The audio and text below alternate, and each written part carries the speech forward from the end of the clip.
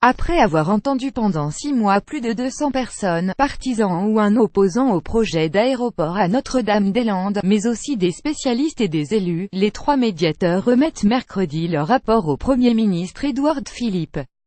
Ils y font des recommandations au gouvernement, mais ne dictent aucune préférence. Europe 1 vous révèle les grandes lignes de ce rapport. Une facture nettement plus salée pour Notre-Dame-des-Landes. Pour les autorités, il s'agissait d'une médiation d'apaisement, visant à une remise à plat complète du dossier, une analyse comparée qui se voulait impartiale et neutre. Les 3 médiateurs Gérard Felzer, ancien pilote de ligne et proche du ministre de la Transition écologique Nicolas Hulot, Michel Badré, ingénieur membre du Conseil économique, social et environnemental 16, et la préfète Anne Bocquet ont donc étudié à fond l'option d'un réaménagement de l'actuel aéroport Nantes-Atlantique. Élément clé: le coût pour 9 millions de passagers. Selon leurs analyses, la rénovation serait quasiment 2 fois moins chère que le transfert de l'aéroport à Notre-Dame-des-Landes. Elle coûterait au maximum 545 millions d'euros, contre 992 millions d'euros pour le déménagement. Notre-Dame-des-Landes polluerait bien plus. Par ailleurs, le chantier imposerait de fermer la piste pendant 2 mois. Celle-ci pourrait d'ailleurs être allongée de 500 mètres, pour 30 millions d'euros supplémentaires.